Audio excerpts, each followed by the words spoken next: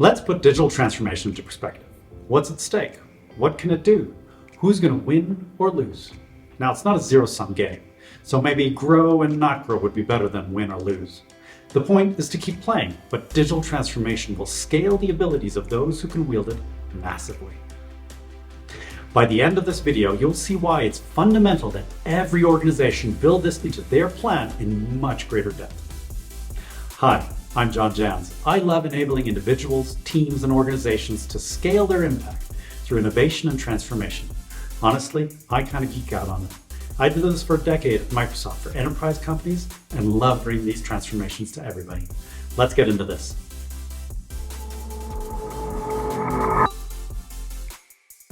So, what's at stake?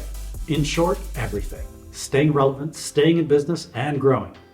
Forbes estimates that in 2025, AI-driven companies will be 10 times more efficient and hold 2 times the market share of organizations that don't adopt the technology. How are others going to compete against that? This is where attrition sets in for those who haven't transformed, going slowly out of business because other businesses who have digitally transformed are more efficient, effective, having an enormous impact per employee in comparison to others. This is where automation, algorithms, and robotics monumentally increase the productivity of each person in an organization. So, make sure to have a plan in place and execute on it.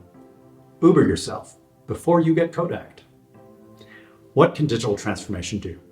I love Steve Jobs' example, and I'll take it a few steps further. In March 1973, Scientific American published an article by Professor S.S. Wilson called Bicycle Technology, where he quoted Vance Tucker's research on the efficiency of locomotion.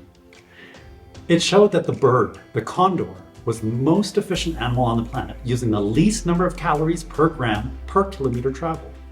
Now, humans were an unimpressive 1/3 down the list. Steve Jobs called it not too proud of a showing for the crown of creation. Whether it was Scientific American or Professor Wilson's genius, they included a human on a bicycle on that graph.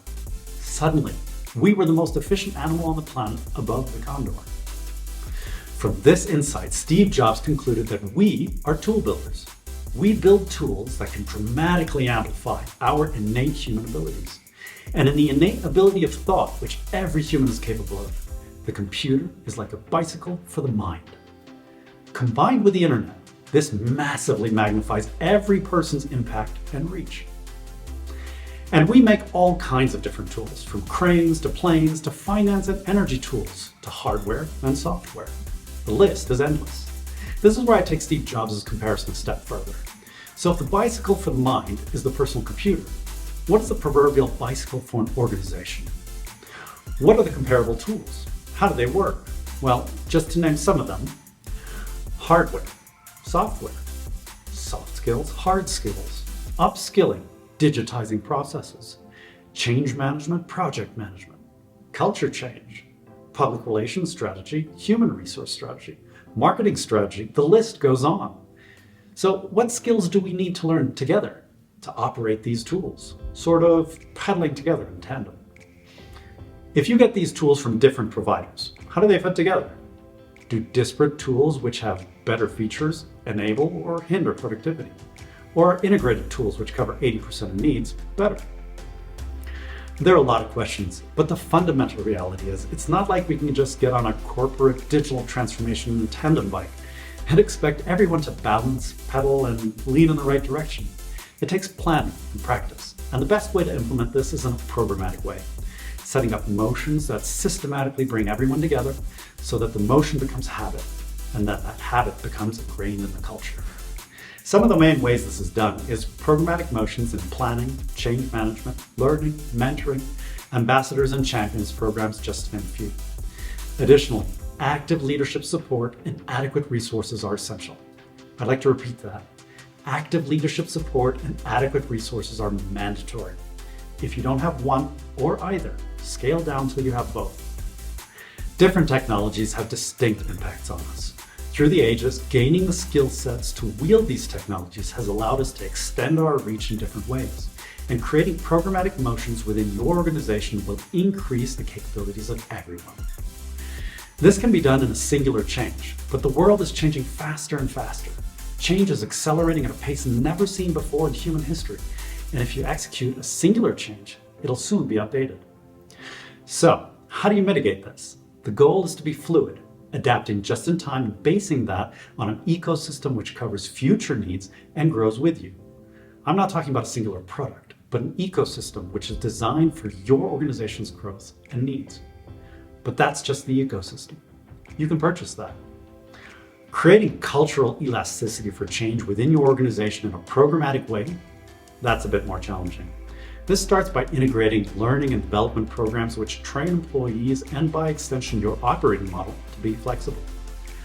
In short, the DNA of your organization's culture must include, amongst other things, a digital mindset and the flexibility to reorient with ease, with minimal pushback. One of the larger challenges here is it requires onboarding skills and motions where middle managers are trained and practiced. And not forgetting that HR actually needs to transform into an employee experience department, but that's a whole different topic. The effect is that high-impact teams can turn on a dime. The flexibility that is trained into a company culture is the same flexibility that is baked into the choice of the technology ecosystem, which covers at least 80% of possible use cases within your organization. The stakes are extraordinarily high. Digital transformation is not a topic given to the IT or the CIO. It's a motion for the CEO to govern how your organization will drive this corporate digital transformation tandem bike. I'd love to hear how you convince your colleagues that digital transformation is essential. I'm always looking to improve my perspective stories. Please leave them in the comments below. So, who's going to win or lose or grow or not grow? Over 70% of digital transformations fail. Watch this video for the top reasons. Organizations who anchor digital transformation as a strategy under the CEO with allocated personnel and budget are most likely to fare much better than those who relegate it to the IT. Organizations who understand that digital transformation is a strategy which encompasses the IT, HR, PR, finance, legal, operations, and every other facet of their organization are going to succeed much more than others. This is because digital transformation has a force multiplier or compounding effect, which when executed strategically, in a way which only the CEO can accomplish, encompasses then the whole company. I get a bit emotional about this because I love seeing teams innovate and have extraordinary impact. They revolutionize their approach and attach massive action to it. I've seen a team of 2 have 10 times the impact of a Fortune 50 company. This is part of the advantage smaller corporations have.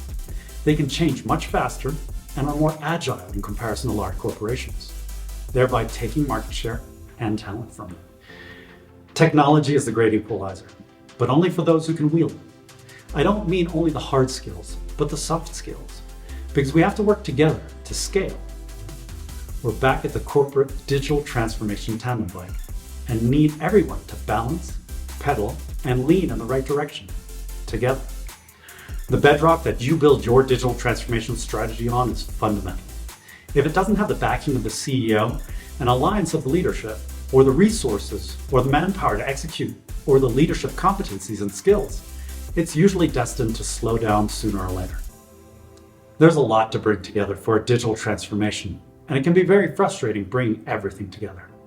I've personally shifted and accelerated hundreds of companies' digital transformations, training and coaching human resources, public relations, IT, and strategy managers to build an alliance and win leadership support to accelerate digital transformation strategies within their organizations. If you're a champion for innovating and transforming culture, processes, or technology in your organization and you're frustrated, I'd love to chat with you and understand your specific situation. I'm always curious to learn what's top of mind. There's a link in the description below to book a call. If you're getting value from these videos, please like, subscribe, hit that bell icon to get notified the next time I publish a video. It helps me and the YouTube algorithm get it to the right people. And be sure to check out this video next on the top reasons why 70% of digital transformations fail. You can find the link in the description below or somewhere around here. See you in the next one.